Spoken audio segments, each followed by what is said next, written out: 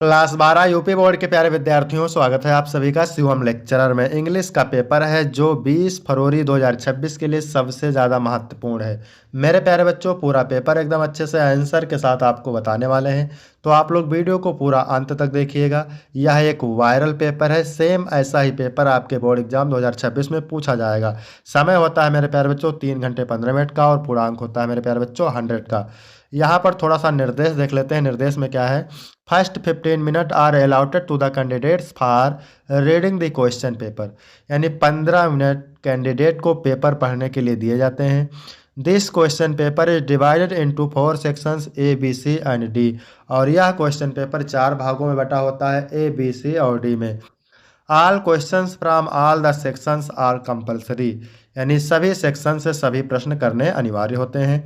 Marks are indicated against each question, और प्रत्येक प्रश्न के आगे उसके अंक निर्धारित होते हैं कि कौन सा प्रश्न कितने अंक का है। तो सभी लोग वीडियो को लाइक करेंगे, चैनल पर नए होंगे चैनल को सब्सक्राइब करेंगे, शेयर करेंगे। चलिए वीडियो को शुरू करते हैं। सबसे पहले सेक्शन ए रीडिंग। क्वेश्चन है नंबर 1 है, read the passage given below and answer the questions that follow, यानी पैसेज को पढ़ करके निम्न प्रश्नों के उत्तर देना है। पैसेज के नीचे 5 प्रश्न होते हैं 3-3 अंक के, कुल मिलाकर के पैसेज होता है 15 अंक का। तो सबसे पहले इस पैसेज को पढ़ते हैं जो कि बोर्ड एग्जाम के लिए मोस्ट इंपॉर्टेंट है। इसके बाद आपको हल करने के ट्रिक भी बताऊंगा, कैसे किसी पैसेज को आसानी से हल करें। तो चलिए इसको पढ़ते हैं। The old Turkish and other races, पुराने तुर्क और अन्य जातियां। The old Turkish and other races मतलब पुराने तुर्क और अन्य जातियां। Who inhabited Afghanistan and parts of Central Asia before the advent of Islam, यानी पुराने तुर्क और अन्य जातियां जो इस्लाम के आने से पहले अफगानिस्तान और मध्य एशिया के कुछ भागों में निवास करती थी। The word Turkish and other races who inhabited Afghanistan and parts of Central Asia before the advent of Islam, पुराने तुर्क और अन्य जातियां जो इस्लाम के आने से पहले अफगानिस्तान और मध्य एशिया के कुछ भागों में निवास करती थी। वेर लार्जली बुद्धिस्ट, वह मुख्यतः बौद्ध थी। वह क्या थी? वह बौद्ध थी। And earlier still during the period of the EPIC Hindus, और उससे भी पहले महाकाव्यों के काल में हिंदू थी। ठीक है।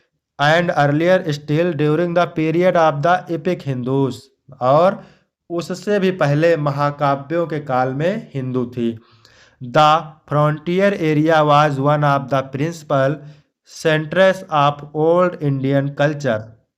The frontier area was one of the principal centres of old Indian culture, यह सीमावर्ती क्षेत्र प्राचीन भारतीय संस्कृत के प्रमुख केंद्रों में से एक था। यह सीमावर्ती क्षेत्र प्राचीन भारतीय संस्कृत के प्रमुख केंद्रों में से एक था। And it abounds still with ruins of monuments and monasteries, मतलब और आज भी यहाँ स्मारकों, मठों और विशेष रूप से प्रसिद्ध तक्षशिला विश्वविद्यालय के खंडहर पाए जाते हैं। ठीक है। And it abounds still with ruins of monuments and monasteries and specially of the great university of Takshashila, और आज भी यहाँ स्मारकों, मठों और विशेष रूप से प्रसिद्ध तक्षशिला विश्वविद्यालय के खंडहर पाए जाते हैं। which was at the height of its fame 2000 years ago, जो 2000 वर्ष पहले अपने चरम पर था।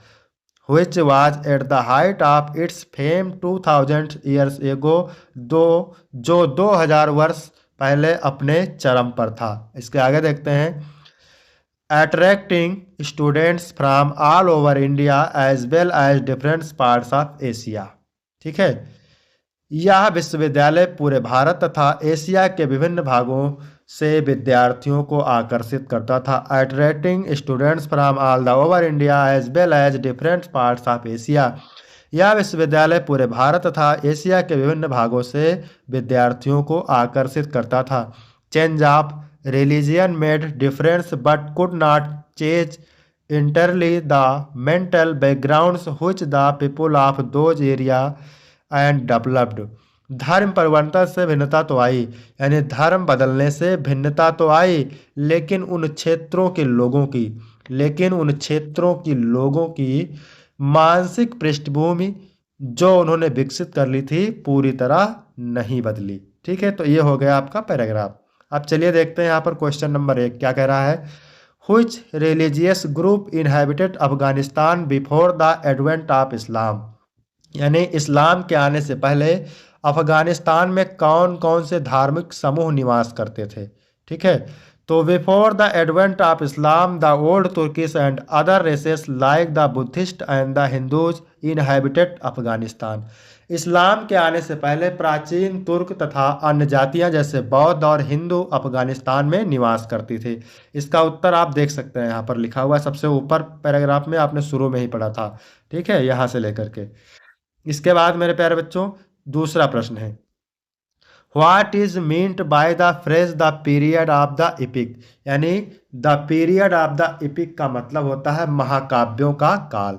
तो लिख देंगे the period of the epic means the period of the Mahabharata and the Ramayana. ठीक है, दूसरा क्वेश्चन मेरे प्यारे बच्चों है, सी नंबर का प्रश्न है, what was Takshashila famous for. यानी तक्षशिला क्यों प्रसिद्ध था, किस लिए प्रसिद्ध था।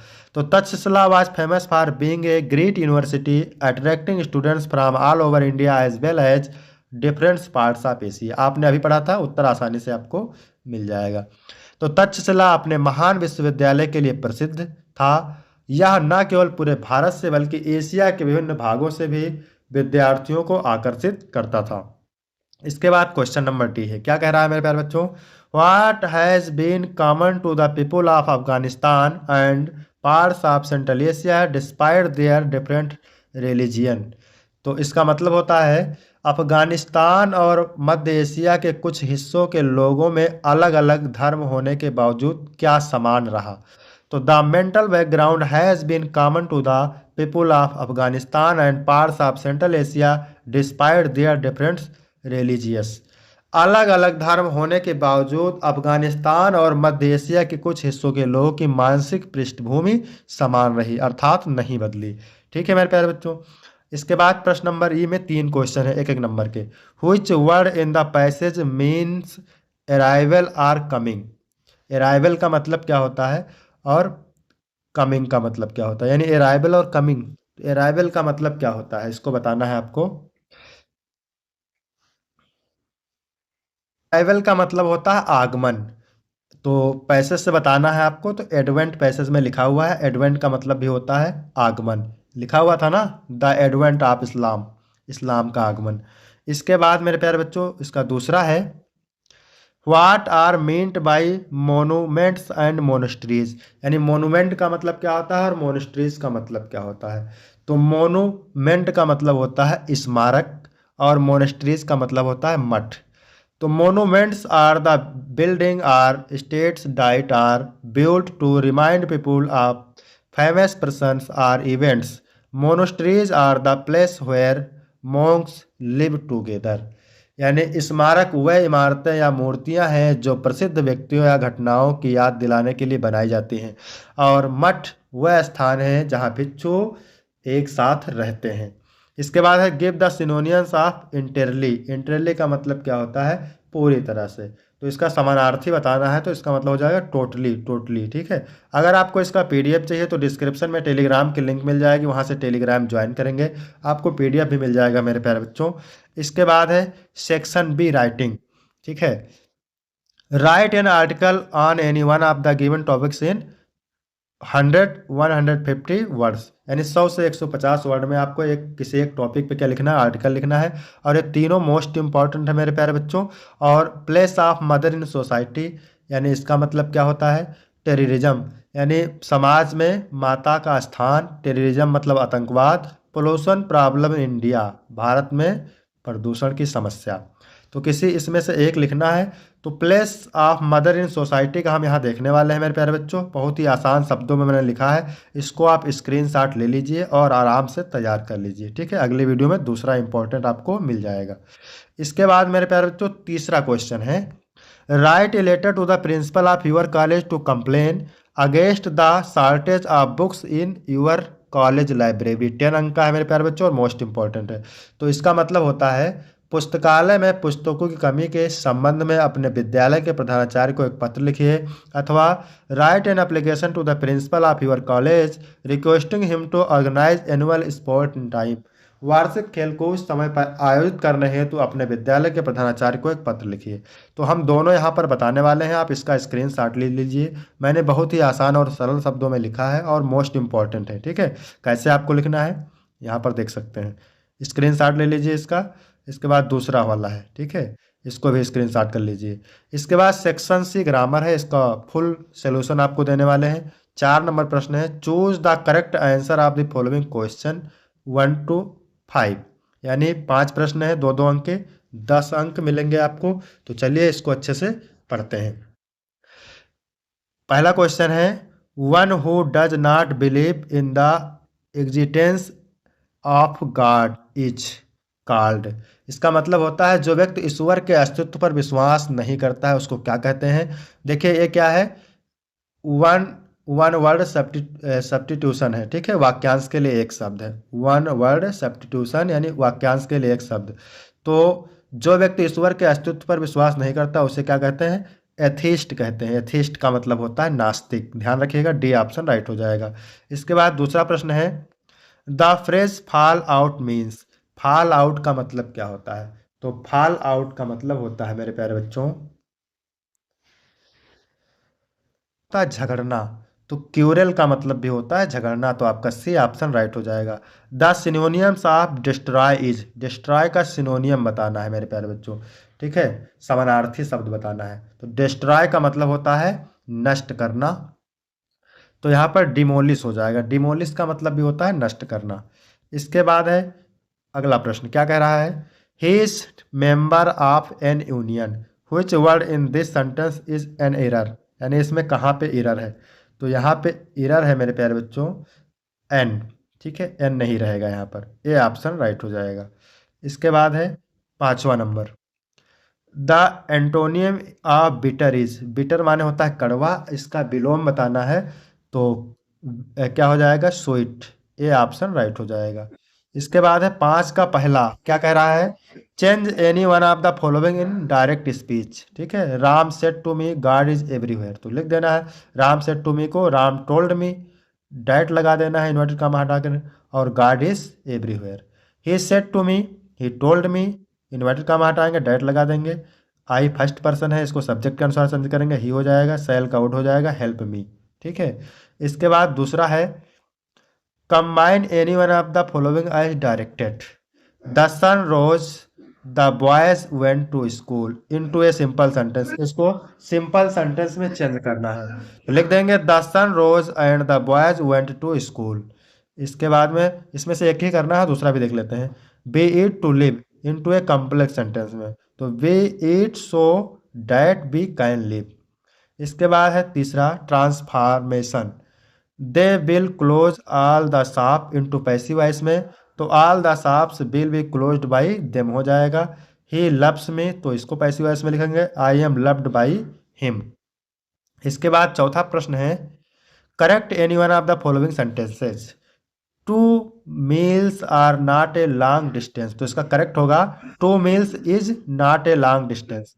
ही इज माई ओल्डर ब्रदर, तो he is my elder brother सही हो जाएगा। Use any one of the following pairs of word in your own sentence to make the difference in their meaning clear। इसका मतलब क्या होता है मेरे प्यारे बच्चों, तो इसका मतलब होता है ऐसे शब्द जिनका उच्चारण समान होता है लेकिन उसका अर्थ अलग होता है, इसको कहते हैं होमोफोन्स। ठीक है, डोज, डोज, डोज का मतलब क्या होता है, इस डोज का मतलब क्या होता है, तो डोज का मतलब होता है इसका दवा की खुराक, और इस डोज का मतलब होता है झपकी लेना। ठीक है, तो आंसर लिख देंगे the doctor give me A dose of medicine. फिर इस मतलब he was dosing in the class. इसके बाद दूसरा है बी, एक ही करना है इसमें से, साइट, साइट, साइट का मतलब नज़ारा और साइट का मतलब स्थान। The Taj Mahal is a beautiful sight, the engineer visited the construction site. ठीक है, इसके बाद है 6 number question, translate the following into English. 5 अंक का है मेरे प्यारे बच्चों और ये मोस्ट इंपॉर्टेंट है, तो इसको आप जरूर तैयार करेंगे। ठीक है। इसके बाद में है सेक्शन डी लिटरेचर। 7 नंबर प्रश्न है, answer any one of two questions of the following in 14 words.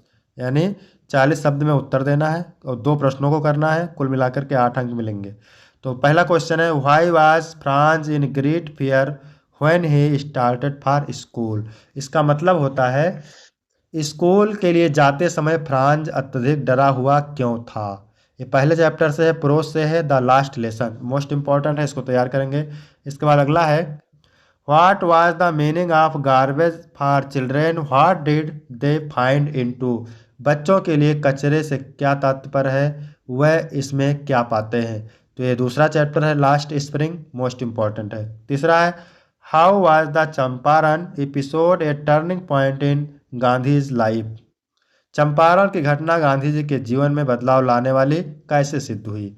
ठीक है। इसके बाद है question number 8, answer any one of the following question in about 18 words. 80 शब्द में आंसर देना है, 7 अंक मिलेंगे। एक प्रश्न करना है, what is the theme of the story the last lesson discuss. यानी कहानी द लास्ट लेसन की विषय वस्तु क्या है, समझाइए। ठीक है। दूसरा प्रश्न है, when did Douglas decide decide to learn swimming. Douglas ने तैराकी सीखने का कब निश्चय किया। तो ये भी मोस्ट इंपॉर्टेंट है, इसको भी आप तैयार करना है। इसके बाद मेरे प्यारे बच्चों 9 नंबर प्रश्न है। क्या कह रहा है 9 नंबर प्रश्न, read the stanza given below and answer the questions that follow. 6 अंक का है, 3 प्रश्न है, 2-2 अंक के। और मोस्ट इंपॉर्टेंट है, fisherman in the cold sea would not harm whales and the man gathering salt would look at his hurt hands. इसका मतलब होता है ठंडे समुद्र में मछुआरा व्हेल मछलियों को कोई नुकसान नहीं पहुंचाएगा और जो व्यक्ति नमक इकट्ठा कर रहा है वह अपने घायल हाथों को देखकर दुख महसूस करेगा। ठीक है। पहला क्वेश्चन क्या पूछ रहा है, what would the fisherman not do. तो इसका मतलब होता है मछुआरे क्या नहीं करेंगे। तो the fisherman would not harm the whales ice, the people would not destroy wild animals and nature. यानी मछुआरे व्हेल मछलियों को हानि नहीं पहुंचाएंगे, अर्थात लोग जंगली जानवरों तथा प्रकृति को नष्ट नहीं करेंगे। इसके बाद दूसरा है, what would the mind gathering salt do. नमक को एकत्र करने वाला आदमी क्या करेगा। तो आगे देखेंगे, द मैन गैथरिंग क्या होगा, the man gathering salt would look at his hurt hands, I see people would have time for their personal well being. यानी नमक को एकत्र करने वाला आदमी अपने जख्मी हाथों को देखेगा। इसके बाद तीसरा प्रश्न है, what moment is the poet talking of. मतलब कवि किस क्षण के विषय में बात कर रहा है। तो the poet is talking of the moment of questions that will give time for introspection. कवि शांति के क्षण के विषय में बात कर रहा है जो कि आत्म परीक्षण के लिए समय देगा। इसके बाद है 10 नंबर प्रश्न, हो क्या करना है 10 नंबर प्रश्न में, right the central idea of any one poems given below.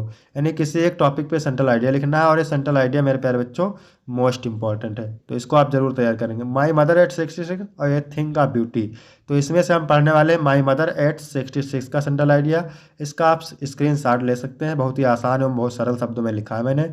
फिर 11 नंबर प्रश्न है, answer any two of the following question in about 14 words. यानी 2 प्रश्नों को करना है। तो पहला क्वेश्चन क्या कह रहा है, how does Jack Finney try to establish the reality of the Grand Central Station New York. मतलब Jack Finney Grand Central Station New York की वास्तविकता स्थापित करने का किस प्रकार प्रयत्न करता है। द थर्ड लेसन से लिया गया है, सप्लीमेंट्री से। दूसरा है, what did the astrologer predict about the tiger Kings death. यानी ज्योतिषी ने टाइगर किंग की मृत्यु के विषय में क्या भविष्यवाणी की। तो द टाइगर किंग चैप्टर से लिया गया है। फिर तीसरा है, who is the mister lamb, what sort of house does he live in. Mister lamb कौन है, वह किस प्रकार के मकान में रहता है। 12 नंबर प्रश्न, answer any of the following question in about 100 words. यानी 100 शब्द में आंसर देना है, 7 अंक का है। एक प्रश्न का करना है, do you think that the third level was a medium of escape for Charlie why, यानी क्या आपके विचार से तीसरा तल चार्ली के लिए पलायन का एक माध्यम था, क्यों? दूसरा है what type of garden does mister lamb है, मिस्टर लैम्ब का बगीचा किस प्रकार का है। तो यहाँ तक वीडियो कंप्लीट होता है मेरे प्यारे बच्चों। वीडियो कैसा लगा? वीडियो अच्छा लगा तो वीडियो को लाइक करेंगे, चैनल को सब्सक्राइब करेंगे। फिर मिलते हैं आपको अगले वीडियो में, तब तक के लिए धन्यवाद।